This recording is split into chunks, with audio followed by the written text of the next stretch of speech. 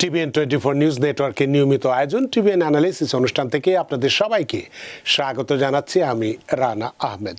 সুপ্রিয় দর্শক, আপনারা এই মুহূর্তে যারা ঘরে টেলিভিশন সেটের সামনে বসে অনুষ্ঠানটি দেখছেন কিংবা আরেকটু পরে টেলিভিশন সেটের সামনে বসে আপনাদের এই প্রিয় অনুষ্ঠানটি উপভোগ করবেন, কিংবা এই মুহূর্তে যারা ফেসবুক লাইভে ঢুকেছেন অথবা আরেকটু পরে ফেসবুক লাইভে ঢুকবেন, কিংবা আরও পরে সময় সুযোগ মতো যারা ইউটিউবে অনুষ্ঠানটি দেখবেন তাদেরকেও আগাম স্বাগত জানিয়ে রাখি। সুপ্রিয় দর্শক, আমরা জানি ইমিগ্রেশনে খুব কঠিন কঠোর অবস্থা চলছে, ব্যাকলগ চলছে, প্রচণ্ডভাবে ব্যাকলগ আছে। আজকে আমরা সেই ব্যাকলগ নিয়েই কথা বলবো এবং এর প্রেক্ষিতে কেস প্রসেসিংয়ে যে দীর্ঘসূত্রিতা জট লেগে আছে সে বিষয়টি নিয়ে আমরা কথা বলতে চাই, যে ইমিগ্রেশনে ব্যাপক ব্যাকলগ কেস প্রসেসিংয়ের মানে ব্যাকলগটা থেকে কিভাবে আমরা মুক্তি পেতে পারি সেটি আমাদের আজকের আলোচনার বিষয়বস্তু। হাতে যদি সময় থাকে তাহলে এই ব্যাকলগ থেকে মুক্তি পাওয়ার ক্ষেত্রে ম্যান্ডামাসটা কি, আসলে ম্যান্ডামাস কি এবং কিভাবে আপনি বা আমরা ম্যান্ডামাস ফাইল করতে পারি এবং কোন আদালতে আমরা ম্যান্ডামাস ফাইল করতে পারি সে বিষয়টি নিয়ে কথা বলবো যদি হাতের সময় থেকে, অর্থাৎ আপনাদের টেলিফোন তো অনেক বেশি আসে, সুতরাং টেলিফোন যদি কম আসে তাহলে হাতের সময় থাকলে সে বিষয়গুলো নিয়ে আমরা কথা বলবো। সুপ্রিয় দর্শকের বাইরে ইমিগ্রেশন সংক্রান্ত যে কোনো বিষয়ের উপরে যদি আপনাদের কোনো প্রশ্ন থেকে থাকে সেই প্রশ্নগুলো করবার জন্য আমাদের টেলিভিশন স্ক্রিনে যে টেলিফোন নম্বরটি ভেসে উঠেছে তারপরেও আমি বলে দিচ্ছি 6463079828 এই নম্বরে ফোন করতে পারেন, কিংবা যাদের ফোন করতে খুবই অসুবিধা হয় তারা আমাদের ফেসবুকেও প্রশ্ন রাখতে পারেন। আমরা সবগুলো প্রশ্নের উত্তর দেওয়ার চেষ্টা করব এবং ইত্যকার এই সমস্ত বিষয়ে আলোচনা করবার জন্য আমাদের স্টুডিওর সঙ্গে সংযুক্ত হয়েছেন আমাদের সকলের প্রিয়জন, প্রিয় মানুষ, প্রিয় মুখ, প্রিয় অ্যাটর্নি মাহফুজুর রহমান। অ্যাটর্নি মাহফুজুর রহমান, আপনাকে স্বাগত। ধন্যবাদ জানাবো এবং ধন্যবাদ TVN24 কে আমন্ত্রণ জানানোর জন্য।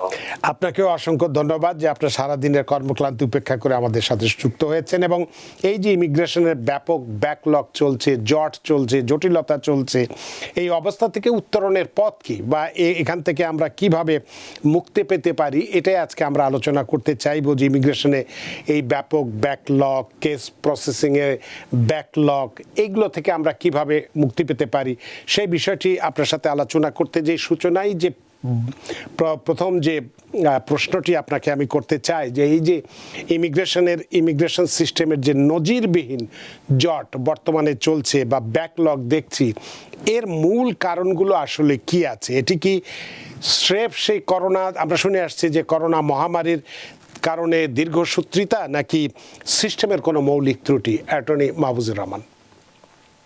ধন্যবাদ। আজকে একটি খুব গুরুত্বপূর্ণ বিষয়ে নিয়ে আসছেন দর্শকদের মাঝে, ইমিগ্রেশনের বিষয়ে। আমরা দেখি যে ব্যাকলগ অলওয়েজ এই শব্দটা শুনি, বিশেষ করে ইমিগ্রেশন প্রসেসিং এর ক্ষেত্রে। বিশেষ করে আমাদের যে ইমিগ্রেশনের যে কাজগুলো হ্যান্ডেল করে ইউএস গভর্নমেন্টের যে এজেন্সি, ওটাকে আমরা USCIS নামে জানি। কিন্তু সো USCIS কিন্তু বরাবরই কিন্তু ব্যাকলগ হয়ে আসছে। কোন সময় তারা একটু ফাস্টার হয়, কিন্তু বেশিরভাগ ক্ষেত্রে কিন্তু তারা দেখা যায় যে প্রতিটা অ্যাপ্লিকেশনের ক্ষেত্রেই কিন্তু বেশ ভালোই আপনার ধীরগতি বা ব্যাকলগ, যেটা কিনা যথাসময়ে তারা কাজগুলো সম্পন্ন করতে পারে। সো এটার একটা অন্যতম মৌলিক কারণ সেটি হচ্ছে স্টাফ শর্টেজ। USCIS এর কিন্তু স্টাফ শর্টেজ, ওরা যে পরিমাণ কেস নিয়ে বসে আছে সেই তুলনায় ওদের স্টাফ কিন্তু প্রতিটা ডিপার্টমেন্টেই যতটুকু খবর জানা যায় যথার্থ নয়। এইটা একটা কারণ যে কারণে তারা কাজগুলো যথাসময়ে সম্পন্ন করতে পারে। এরপরে যে আরেকটি বিষয় এখন বর্তমানে যুক্ত হয়েছে, যেটা ব্যাকলগের অন্যতম আরেকটি কারণ বলা হয়, যে ব্যাটিং সিস্টেমটাকে আরো বেশি তারা বিস্তৃত করছে। যেটা শুনতে পেয়েছেন যে এখন কিন্তু প্রতিটা অ্যাপ্লিকেশনে, যেমন অ্যাসাইলাম, অ্যাডজাস্টমেন্ট অ্যাপ্লিকেশন, তারপর ফ্যামিলি পিটিশন, তারপর ডেকা কেসগুলোকে তারা কিন্তু আরো গভীরভাবে ভেটিং করার চেষ্টা করছে, সিকিউরিটি ভেটিং। এই যখন অপশনটা যুক্ত হয়েছে, এতে করে দেখা যাচ্ছে যে ব্যাকলগের টাইমটা আরো বেড়ে যাচ্ছে। আর যেখানে আগে যে অ্যাভারেজ একটা সহনীয় পর্যায়ে ছিল, সেটি কিন্তু এখন আরো কয়েক মাস বা 6 মাস, 1 বছর কিন্তু যুক্ত হয়ে যাচ্ছে প্রতিটা অ্যাপ্লিকেশনের ক্ষেত্রেই। এতে করে কিন্তু অ্যাপ্লিকেন্টদের মাঝে আমরা দেখতে পাই যে এমনিতেই চারিদিকে ভয় কথা শোনা যায়, তার মধ্যে আবার যে ব্যাকলগ ইস্যুটাও যুক্ত হয়েছে। তো তার মানে মোটামুটি আমরা যেটা দেখতে পাই যে সিস্টেমের ত্রুটি আছে, নীতির পরিবর্তন, এই সমস্তগুলো জনবল যে কম আছে যেটা বলছেন, এটা যদি বৃদ্ধি করা যায় তাহলে হয়তো ব্যাকলগ থেকে আমরা মুক্তি পেতে পারি বা কিছুটা হলেও পেতে পারি। তো এক্ষেত্রে প্রভাবের কথায় যদি আমরা আসি, এই ব্যাকলগের প্রভাবে যে লক্ষ লক্ষ মানুষ বছরের পর বছর অপেক্ষা করছেন তার যে কোনো একটি আবেদন নিষ্পত্তির জন্যে, এই বিলম্ব কি শুধু ভিসা প্রসেসিংয়েই হচ্ছে নাকি গ্রিন কার্ড এবং সিটিজেনশিপের ক্ষেত্রে একই অবস্থা বিরাজ করছে? আপনি কি বলবেন? সেটি যেটা বর্তমান যে নিউজে দেখা যায়, ইউএসসিআইএস এ বর্তমানে 2 মিলিয়ন অ্যাপ্লিকেশন নিয়ে তারা বসে আছে। তার মধ্যে আমি যেটা বললাম, বর্তমানে যেটা আপনার ব্যাটিং সিস্টেমটাকে আরো তারা বিস্তৃত করার কারণে সেই টাইমটা আরো বেড়ে যাচ্ছে।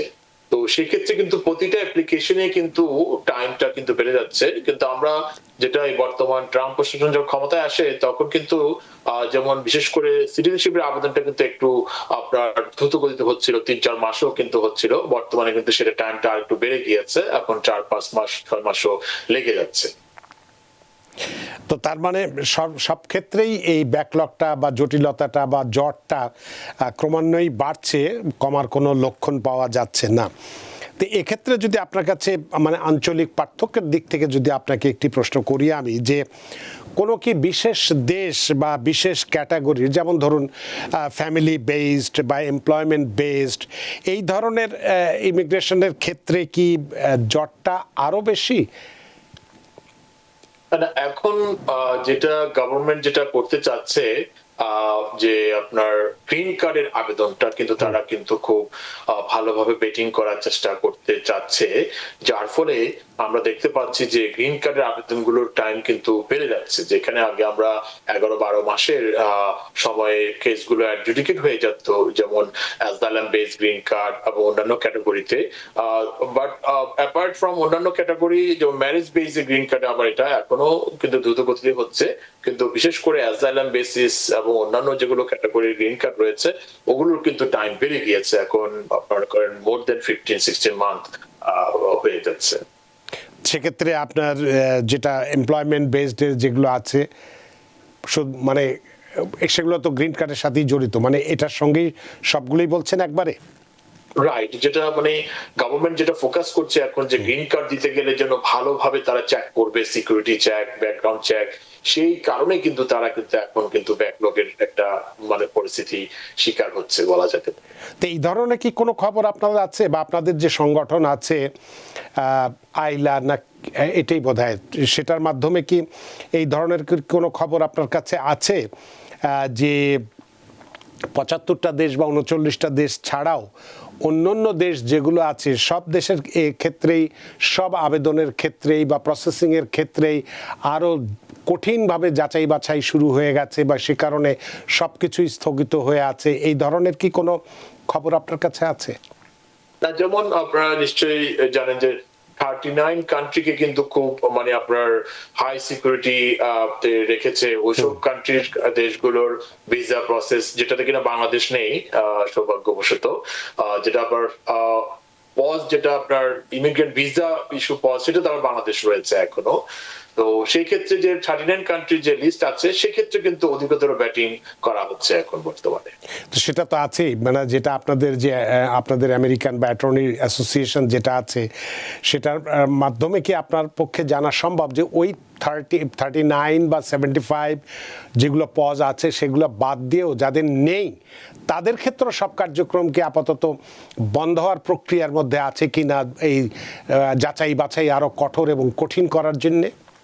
না, বন্ধ তো করছে না, তবে ভেটিংটা করছে, যার ফলে টাইমটা বেড়ে যাচ্ছে, যার ফলে আপনার দীর্ঘচ্যুতিটা হচ্ছে আর কি, সব অ্যাপ্লিকেশনের ক্ষেত্রেই বলা যেতে পারে এখন।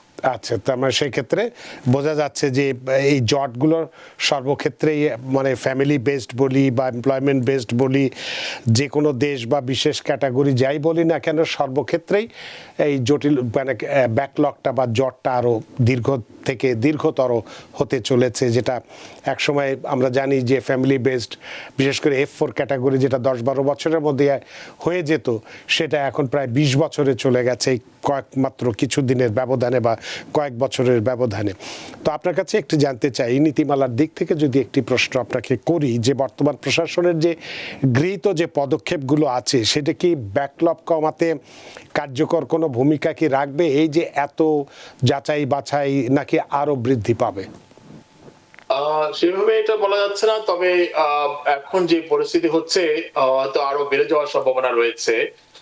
কারণ প্রতিদিনই আমরা দেখতে পাচ্ছি, বিশেষ করে যে ভেরি রিসেন্টলি যে নিউজ আসছে, আপনার যে গ্রিন কার্ডের আবেদনের ক্ষেত্রে তারা যেটা বিশেষ করে বলছে, পাশাপাশি অ্যাজাইলাম কেসের ক্ষেত্রে, পাশাপাশি ডেকা রিসিপিয়েন্ট যারা আছে, ইভেন তারা যে নোটিফিকেশন জারি করেছে যে ডেকার ক্ষেত্রে তারা রিনিউর ক্ষেত্রে যদি কোনো টুকটাক কোনো ফল পেয়ে থাকে, তারা সেটা টার্মিনেট করে দেওয়ার জন্য সেটা পলিসি তারা নির্ধারণ করেছে। তো সেক্ষেত্রে বোঝা যায় যে হয়তোবা আরো ফিউচারে যেটা আরো অনেক নতুন নতুন রুল আসতে পারে সেক্ষেত্রে। মরার উপরে খাড়ার ঘা আর কি, মানে আমরা যে অপেক্ষা করছে আমাদের ভাই বোনের জন্য হোক বা জন্য হোক, স্পাউজের জন্য হোক, সব কিছুর ক্ষেত্রেই এখন একটা হতাশার মতো অবস্থা সৃষ্টি হচ্ছে। এবং আপনার কি মনে হয় যে খুব সাম্প্রতিককালে বা খুব সহসাই এই ধরনের জটিলতা বা জট খোলার সম্ভাবনা আছে বা হতে পারে? এরকম কি, যেহেতু সামনে আমাদের মিড টার্ম ইলেকশন আছে, এক্ষেত্রে কি কোনো কিছু ছাড় পাওয়ার সম্ভাবনা আছে? যেহেতু আপনাদের একটি অ্যাটর্নিদের একটা অর্গানাইজেশন আছে, সেখান থেকেও অনেক কিছু আপনারা আগেই জানতে পারেন। যদি জানা থাকে তাহলে আমরা একটু দর্শকদেরকে কিছুটা হলে স্বস্তি দিতে পারি কিনা? না, অফকোর্স সেটা আমরা অবশ্যই আমরা নিয়মিত আপডেট পাই। আমাদের যে আয়লা আছে, পাশাপাশি আমাদের যে প্রফেশনাল কাজের মাধ্যমে আমরা সবসময় আপডেট আমাদের রাখতে হয়। তবে কয়েকটা কথা বলতে চাই, যেমন এই যে বর্তমান প্রশাসন যেভাবে আগাচ্ছে যে ইমিগ্রেশনের বিষয়ে, এটা কিন্তু আরো মনে করেন 28-29 সাল পর্যন্ত চলমান থাকবে। কারণ যে বর্তমান যে রিপাবলিকান গভর্নমেন্ট, তারা অবশ্যই তারা ইমিগ্রেন্ট ফ্রেন্ডলি না, বোঝা যাচ্ছে বর্তমানে যেসব কার্যক্রম। আর মনে করেন নেক্সট আপনার প্রেসিডেন্সিয়াল ইলেকশনের আগে সেরকম কোনো বড় ধরনের পরিবর্তন আসার সম্ভাবনা নেই, যদি আমরা যেটা এক্সপেক্ট করছি, আনলেস যদি বর্তমান যে দল ক্ষমতায় রয়েছে তারা যদি তাদের মনোভাব কোনো পরিবর্তন আসে। ইভেন যে মিড টার্ম ইলেকশন, নভেম্বর ইলেকশনের পরও যদিও তারা যদি আপনার কংগ্রেস হাউস অফ রিপ্রেজেন্টেটিভ এবং সিনেটে তারা লুজও করে, এই ক্ষেত্রে কিন্তু প্রেসিডেন্সি তো তাদের হাতে থাকবে। সেক্ষেত্রে পলিসি গুলো তারা স্টিল আগের মতোই করার চেষ্টা করবে, কারণ ল তো চেঞ্জ হচ্ছে না। আপনি একটা জিনিস খেয়াল করেন, কোন প্রকার ইমিগ্রেশন ল কিন্তু বিন্দুমাত্র চেঞ্জ হয়নি এবং সবকিছু আগের যে ফ্রেম আছে ওই ফ্রেমই রয়েছে।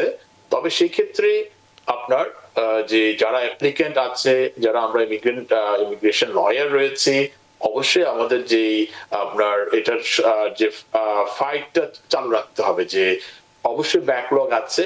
আপনি যেটা বললেন যে ব্যাকলগ থেকে মুক্তি পাওয়ার উপায় কি, অবশ্যই সেটার আপনার যথাযথ পথ রয়েছে এবং যত কঠিনই হোক, কিন্তু লিগ্যাল যে ফ্রেমওয়ার্ক সেটা কিন্তু এখনো আগের মতোই এক্সিস্ট রয়েছে। ইভেন আপনি যেটা বলছেন যে নভেম্বরের পরে কিন্তু আর গভর্নমেন্টের পক্ষে কোনো প্রকার ল চেঞ্জ করা সম্ভব হবে না। তারা হয়তো পলিসি আরো স্ট্রং করার চেষ্টা করবে, পলিসি চেঞ্জ হবে। তো সেই ক্ষেত্রে অ্যাপ্লিকেন্টদেরকে অবশ্যই যথাযথ পথ অনুসরণ করলে এই ব্যাকলগের মাঝেও কিন্তু তারা ইচ্ছা করলে তাদের যে রিলিফ, তাদের যে আইনগত যে অধিকার ইমিগ্রেশন রিলেটেড, তারা কিন্তু সেটা নিতে পারে। সেটাই আমরা যেটা আপনি বললেন যে ম্যান্ডামাস, সেটা কিন্তু অন্যতম স্ট্রং একটা টুল, যে টুলের মাধ্যমে সরকারকে বাধ্য করতে পারে তার যে লিগ্যাল যে রাইটস রয়েছে সেই রাইটটা ফিরে দেওয়ার জন্য। তো আপনি বললেন, আমি উদাহরণ হিসেবে বলেছিলাম যে সামনে আমাদের মিড টার্ম ইলেকশন আছে নভেম্বরে, সেটার ক্ষেত্রে কোনো প্রভাব পড়বে কিনা আপনি একটু বললেন যে একটু যদিও একটু রাজনৈতিক প্রশ্নের মতো হয়ে যাবে, কিন্তু এটার সাথে রিলেটেড আছে আমাদের ইমিগ্রেশনের সাথে। আপনি বললেন যে এই যেভাবে চলছে এই বর্তমান প্রশাসন, তাতে মনে হয় না যে ইমিগ্রেশনের ক্ষেত্রে খুব একটা সুবাতাস বইবে, বরং আরও কঠিন বা কঠোর আরও হতে পারে নির্বাচনের আগে। এটাকে হয়তো ট্রাম্প কার্ড হিসেবে ব্যবহার করার চেষ্টা করা হবে, এটা একটা অনুমান হতে পারে। কিন্তু যদি পাশাপাশি পরিসংখ্যানও যদি আমরা দেখি যে ডেমোক্রেটরা যে আমরা মনে করি যে তারা হয়তো ইমিগ্রেন্ট বান্ধব হিসেবে কাজ করে, পরিসংখ্যান যদি দেখি 2009 থেকে 2013 যখন ওবামা সাহেব ক্ষমতায় ছিলেন তখন কিন্তু 2.9 মিলিয়ন মানুষকে ডিপোর্ট করা হয়েছিল। আবার 13 থেকে 17 ওবামা যখন ছিলেন তখন কিন্তু 1.9 মিলিয়ন মানুষকে ডিপোর্ট করা হয়েছিল। আবার এই 20 থেকে 24 যখন আমাদের এই ট্রাম্প ক্ষমতায় ছিল 16 বা 17 থেকে যে 21 পর্যন্ত ট্রাম্প প্রথম মেয়াদে ক্ষমতায় যখন ছিলেন, অনেকে ইমিগ্রেশন নিয়ে অনেক হই হুল্লোড় চলেছে, অনেক কিছু হয়েছে, ভয়ভীতি চলেছে। তখন আমরা দেখছি মাত্র এত কিছুর পরে 1.5 মিলিয়ন মানুষকে ডিপোর্ট করা হয়েছিল। তার মানে কি করে তাহলে আমরা বলতে পারি যে রিপাবলিকান থেকে ডেমোক্রেটরা ইমিগ্রেন্ট বান্ধব? কারণ প্রেসিডেন্ট ওবামার যদি আমরা পরিসংখ্যান দিই, তিনি তো বেশি মানুষকে ডিপোর্ট করেছেন, কিন্তু মানুষ জানে না, গোপনে গোপনে হয়েছে। না, সেটি আসলে ইমিগ্রেশনের একটা প্রক্রিয়া, যে রিমুভাল প্রসিডিংস, যে ডিপোর্টেশন প্রসিডিংস। কারণ ইউএস মেক্সিকো বর্ডার বিশেষ করে, যেটা এখন তো সেটা পরিবর্তন হয়েছে, আগে যেটা ছিল যে ওপেন টাইপ বর্ডার ছিল, সেক্ষেত্রে কিন্তু যে গভর্নমেন্টে আসুক তারা কিন্তু অনবরত কিন্তু যারা আসতো তাদেরকে আবার একটা ডিপোর্টেশন প্রসিডিংস রাখতো। সেই পরিসংখ্যানে কিন্তু দেখা যায় যে সব গভর্নমেন্টে কিন্তু সেটা এনফোর্সমেন্ট করেছে, যে যারা ইলিগালি আসতো তাদেরকে ডিপোর্টেশনের প্রসিডিংস রাখতো সেটা।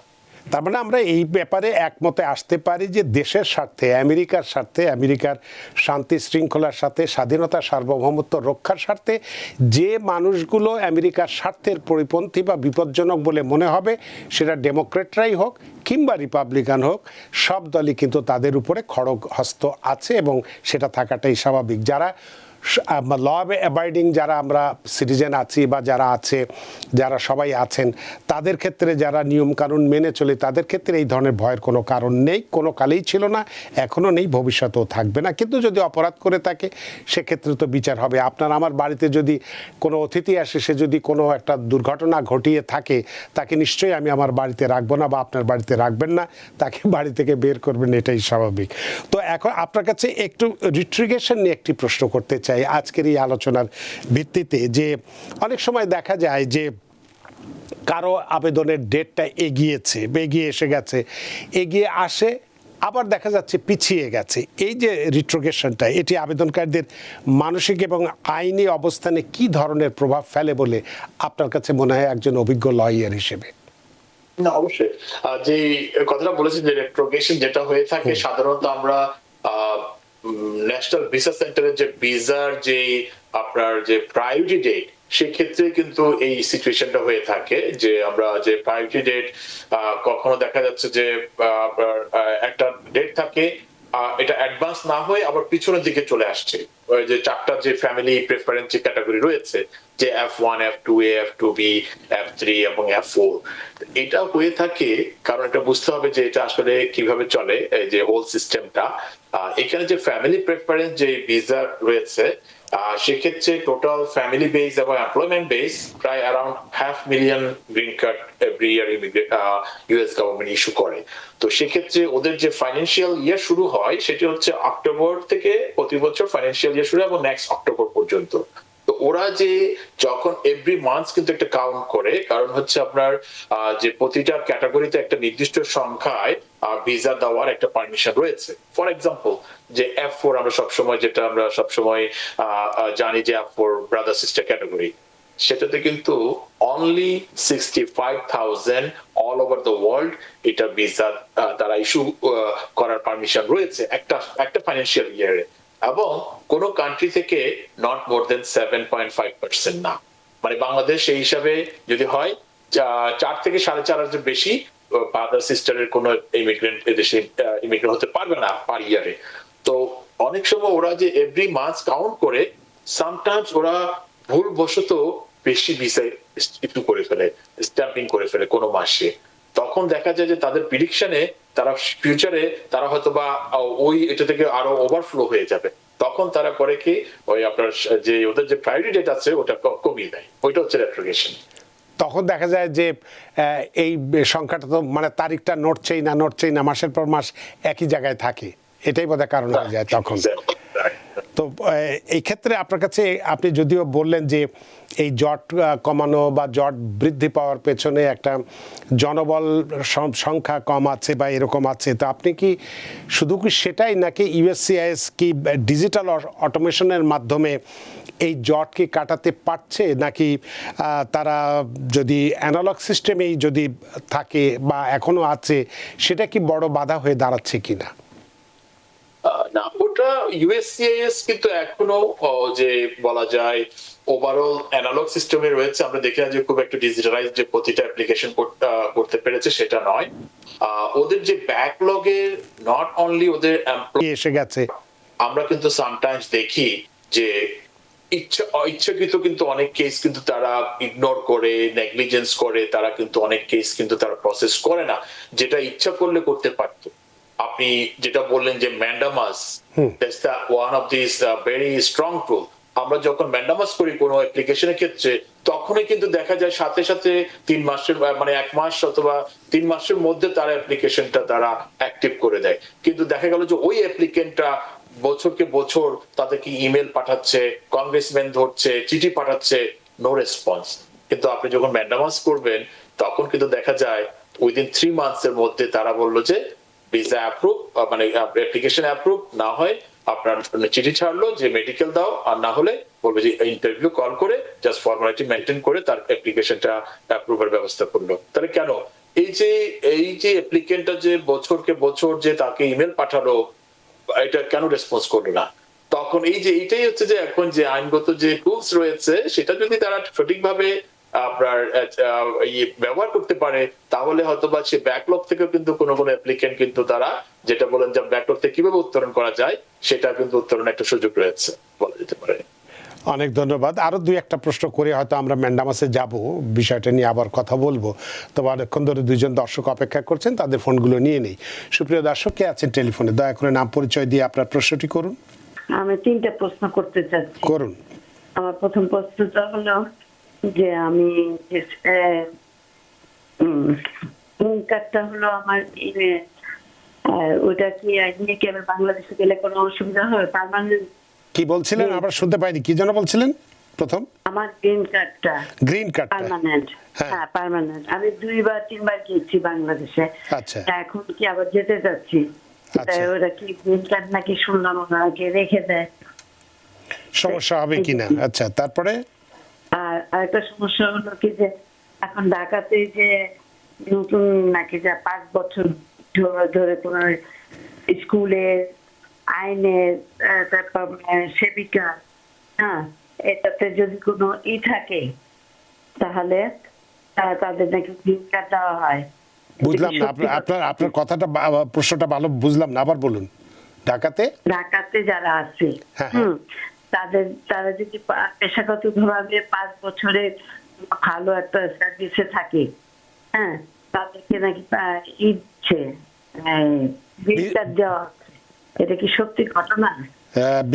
মানে নার্স টার্স এদের কথা বলছেন আপনি? হ্যাঁ, নার্স, তারপর টিচার, আচ্ছা, এদেরকে দিচ্ছে কিনা, সত্যি কিনা? তারপরে আরেকটা হলো কি যে আমার ফিঙ্গারপ্রিন্ট নিচ্ছে আরেকজনে, এখন ওরা এখানে বিয়ে করছে, তা ওইটার কি সমস্যা? আর তাড়াতাড়ি আপনি আসবে? কি আপনার কি প্রশ্নটা আবার বলুন তো, কে বিয়ে করেছে? যে আমার বোন বিয়ে করছে আমেরিকান ছেলে, বাংলাদেশে, হ্যাঁ, সিটিজেনশিপ। আচ্ছা, কিন্তু তার এখন ফিঙ্গারপ্রিন্ট নেওয়া হয়েছে, কিন্তু সে কি এখন পাবে, ভিসা পাবে কিনা? এই তো, হ্যাঁ, গ্রিন কার্ড না, এখানে ওরা দুজনে এখানে। জি জি, ওদের ফিঙ্গারপ্রিন্ট নেওয়া হয়েছে। জি, পরবর্তী স্টেপটা কি?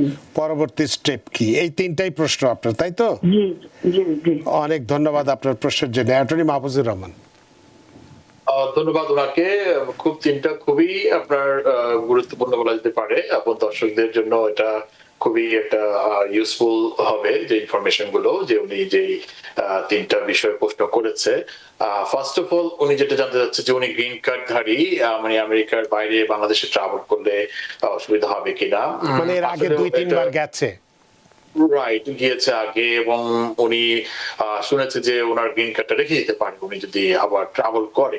আসলে এটা বলবো যে ভয়, যে এটা একটা ভয়, আমরা এই মুহূর্তে যে একটা ভয়ের মধ্যে আছি, যেটা শুরু হয়েছে গত 1-2 বছর আগে, যে আপনার দেশে ইমিগ্রেন্টরা যে একটা ভয় ভীতি, যে গভর্নমেন্ট থেকে হোক, সোশ্যাল মিডিয়া হোক, সবার মধ্যে কিন্তু একটা যে ভয় ছড়ানো এবং ভয় দিয়ে দেওয়া, সেটারই একটা মানে আপনার প্রতিফলন। সাইকোলজিক্যাল যে ইস্যু যে ওনার মাথায় যে চলে আসছে, যেটা কিনা আসার কথা ছিল না। উনি এই দেশের লফুল পার্মানেন্ট রেসিডেন্স, উনি ওনার আইনগত অধিকার রয়েছে দেশের বাইরে যাওয়ার, এবং যে লিমিটেড টাইম থেকে আবার ফেরত আসার ওনার পুরো পূর্ণ অধিকার রয়েছে। অধিকারটা এভাবে এক্সারসাইজ করতে হবে যে উনি রিজনেবল টাইমে দেশের বাইরে, বা রিজনেবল টাইম উনি দেশের বাইরে স্পেন্ড করতে পারবে, যেটাকে বলা হয় যে 6 মান্থ। যে উনি যদি আমেরিকার বাইরে যায়, 6 মাসের মধ্যে ব্যাক করে, ওনার কিন্তু রাইট, এটা কিন্তু খুব একটা সূক্ষ্ম একটা টেকনিক রয়েছে, যে গ্রিন কার্ড ধারীদের যে একটা আপনার টাইমের উপরে কিন্তু ওনার রাইটটা কিন্তু সুইচ হয়ে যায়। কেউ যদি গ্রিন কার্ড থাকে, সে যদি 6 মাসের মধ্যে ব্যাক করে, অ্যাজ এ কনস্টিটিউশনাল রাইট, উনি দাবি করতে পারে যে আই উইল এন্টার, আমার গ্রিন কার্ড আছে, আমি আমেরিকা প্রবেশ করার আমার ফুল রাইটস আছে, আনলেস যদি ওনাকে যদি কোনো কারণে ধরা হয় যে no, you are not intend to reside in this country. 1-2 বছরে যদি দেশে বাইরে যায়, এতে তো ওনার ইন্টেনশন কোনো নেগেটিভ হওয়ার কথা নয়। ওনার এদেশে ফ্যামিলি রয়েছে, ওনার সবকিছু যদি এখানে অ্যাটাচমেন্ট থাকে, ওনাকে কোনোভাবেই বাধা দেওয়ার, গ্রিন কার্ড রেখে দেওয়ার কোনো কথা নয়। যেটা আমি বললাম, ভয় থেকে ওনার মাথায় সাইকোলজিক্যাল যে ইস্যুটা তৈরি হয়েছে যে আমার গ্রিন কার্ড রেখে দিব, আমি যাবো কিনা, যার ফলে উনি আমাদের টিভিএন আসছে আজকে। আর যেটা বলছি যে কন্ডিশন, আরেকটি যে ট্রিকি পয়েন্ট রয়েছে, যদি কেউ গ্রিন কার্ড নিয়ে 6 মাসের বেশি থাকে এবং 12 মাসের মধ্যে প্রবেশ করতে চায়, এই যে 6 মাসের বেশি হয়ে গেল, উনি যখন প্রবেশ করবে, ওনার কিন্তু আর নিজের রাইট থাকবে না এই দেশে এন্টার করার। ওনার রাইটটা সুইচ করে আইসের কাছে চলে যায়। তো এটাই হচ্ছে যে মেইন আপনার পয়েন্ট, যে সুইচটা হয়ে যায় গেমিং পয়েন্ট, যে উনি 6 মাসের মধ্যে আসলে ওনার রাইট থাকে, 6 মাসের বেশি হলে আইসের অফিসার কাছে রাইট চলে যায়। যদিও 99% ক্ষেত্রে এন্ট্রি দেয় যে তুমি কোনো প্রকার গ্রিন কার্ড নষ্ট হয়নি, 12 মাসের মধ্যে এন্টার করেছে, কিন্তু যে 6 মাসের বেশি হয়ে গেছে, তাহলে এটা তাকে এন্ট্রি করতে দিবে কি দিবে না, সেটা আইস অফিসারের কাছে চলে যায়। উনি যে শুনেছে ভয়টা আসছে, এটা একদম অমূলক নয়, যে গ্রিন কার্ড রেখে দেয়, যদি 6 মাসের বেশি হয়, অন্যান্য কারণ যদি থাকে যে না উনি থাকেই নাই আমেরিকায়, 1 মাস 2 মাস থাকে, কিন্তু আবার 6 মাসের বেশি করে আসছে, তখন ওনার একটা বিপদ রয়েছে গ্রিন কার্ডের ক্ষেত্রে। আর উনি যদি 6 মাসের বেশি না থেকে চান, উনি আসতে পারবে। একটু মানে আরো বিস্তৃত করে ব্যাখ্যা করে বললাম আর কি বিষয়টা। তার মানে যেটা আপনার কথার সারমর্ম হচ্ছে যে উনি যেটা ভয় পাচ্ছিলেন, 2-3 বার যদি গেছেন, এখনো যেতে পারেন যদি 6 মাসের মধ্যে চলে আসেন, এটা ওনার কনস্টিটিউশনাল রাইট এখানে ঢোকার জন্য, এবং সেক্ষেত্রে গ্রিন কার্ড রেখে দেওয়ারও কোনো সুযোগ নেই অফিসারের। রাইট।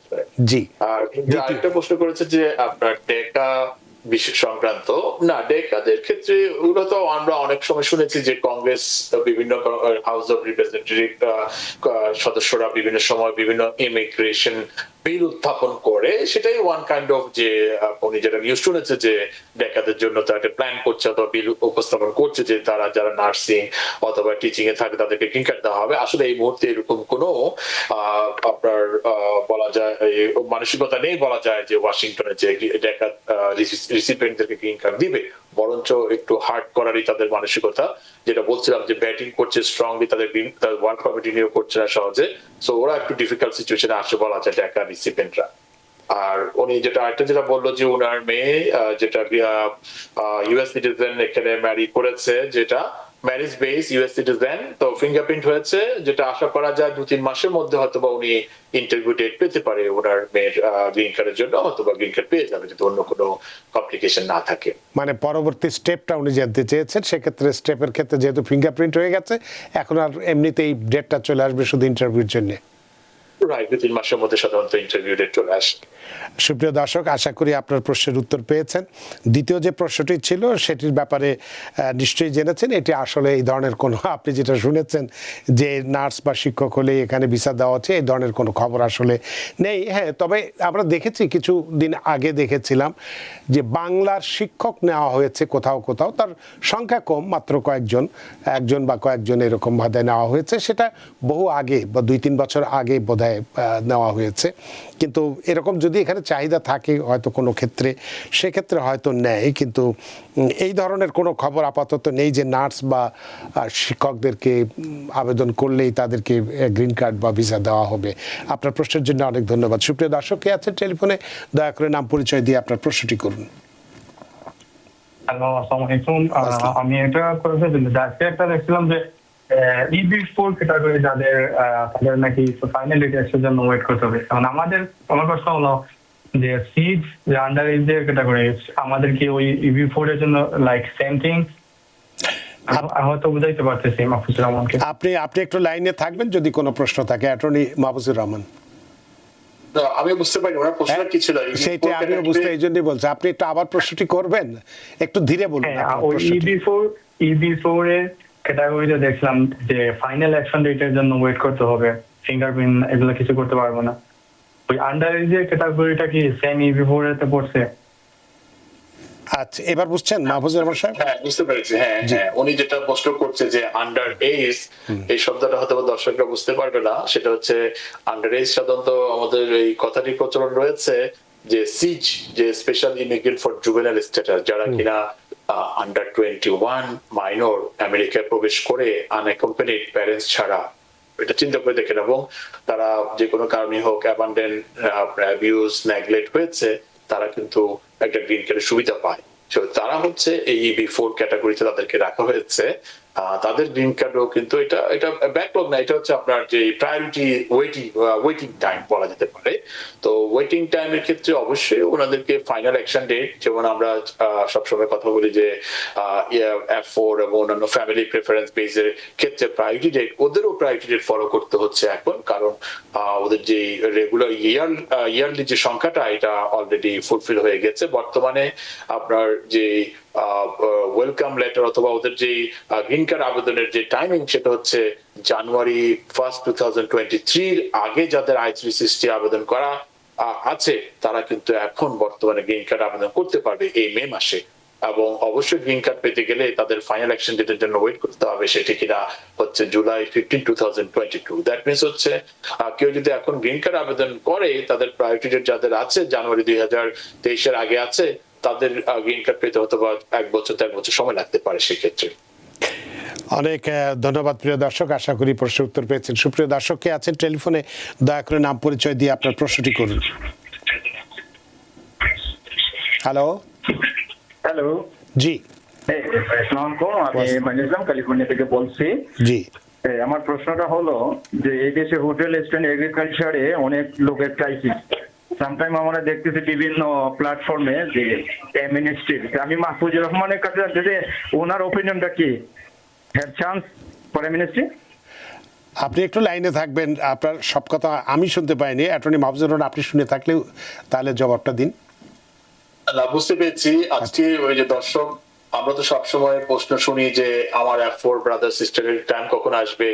এই যে দর্শক ভাই, ওনাকে ধন্যবাদ জানাতে চাই, উনি খুব একটা যে ডিসকাশন রিলেটেড প্রশ্ন করেছে, যে অ্যামনেস্টির কথা বলেছে, যেটা আমরা কিন্তু দেখতে পাই যে রানা ভাই আপনি বলেছেন যে ওবামা, তারপর আরো অন্যান্য যে প্রেসিডেন্টের গভর্নমেন্ট, অ্যামনেস্টিটা কিন্তু বেসিক্যালি রিপাবলিকান গভর্নমেন্ট থেকে সবসময় আমরা দেখেছি যে বড় ধরনের যে ফ্যাসিলিটি ইমিগ্রেন্টদের জন্য বেসিক্যালি কিন্তু রিপাবলিকান দলই কিন্তু দিয়েছে।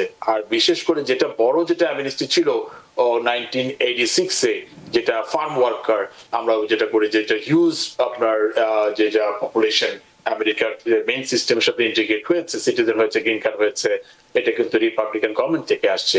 এই যে আমাদের দর্শক ভাই যেটা প্রশ্ন করলো যে বর্তমান গভর্নমেন্ট যে ইমিগ্রেশনের যে প্রেশারের কারণে যে আমরা যে বিভিন্ন ক্ষেত্রে কিন্তু এখন ওয়ার্কার শর্টেজ হয়ে গিয়েছে, কিন্তু এখন বলা যায় ইকোনমি সচল রাখার জন্য হলেও কিন্তু ইচ্ছা করলে এমনও হতে পারে যে এই গভর্নমেন্ট থেকে কিন্তু আমরা কোন একটা ভালো কোন অ্যামনেস্টি অথবা যে যারা অলরেডি আমেরিকা আছে অথবা তাদেরকে যে ইন্টিগ্রেট করার একটা কোনো বড় ধরনের কোনো পরিকল্পনা আসতে পারে, আমরা অথবা সেই সময়ের অপেক্ষা রয়েছি। অনেক ধন্যবাদ প্রিয় দর্শক, আশা করা ছাড়া আর কিছুই নেই। আপনার প্রশ্নের জন্য অনেক ধন্যবাদ। সুপ্রিয় দর্শক, কে আছেন টেলিফোনে? দয়া করে নাম পরিচয় দিয়ে আপনার প্রশ্নটি করুন। হ্যালো, আসসালামু আলাইকুম। ওয়াসলাম। জি, আমি বিসমিল্লাহ বলছি। আমি একটা কোশ্চেন করতে চাচ্ছি। আপনার প্রশ্ন, আপনি কি স্পিকারে দিয়ে কথা বলছেন? আপনি স্পিকারটি বন্ধ করে কথা বলুন। জি জি না, জি বলুন। আমার একটা কোশ্চেন ছিল। জি করুন। এখন শোনা যাচ্ছে? জি বলুন। আমি আমি আমার হাজবেন্ড দুজন বাংলাদেশে যেতেছি। আমার হাজবেন্ড কমিশন গ্রিন কার্ড, তো আমরা 1 মাস পরে চলে আসবো। তো তখন কি আমি যেহেতু সিটিজেন, আমি কি আমার হাজবেন্ডের সাথে গ্রিন কার্ডের লাইন দাঁড়াতে পারবো অনেক আসার সময়? অনেক ধন্যবাদ। আপনি লাইনে থাকবেন। সব কথা আমি শুনতে পারিনি। অ্যাটর্নি মাহফুজুর রহমান। আমি শুনতে পাইনি, তবে আংশিক শুনেছি। সেটা থেকে বলা যেতে পারে যে উনি কন্ডিশনাল গ্রিন কার্ড ধারী, যে ওনার হাজবেন্ড ইউএস সিটিজেন, উনি দেশের বাইরে যেতে চায়। সেম থিং, কন্ডিশনাল গ্রিন কার্ডও দেশের বাইরে যেতে কোনো বাধা নেই। উনি যদি 6 মাসের মধ্যে ব্যাক করে, এতে 1 মাসের মধ্যে ব্যাক করবে বলছে।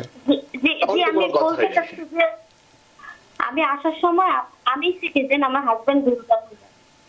আচ্ছা তো আমি আসার সময় কি আমি আমার হাজবেন্ডের সাথে গ্রিন কার্ডের লাইনে দাঁড়াতে পারবো?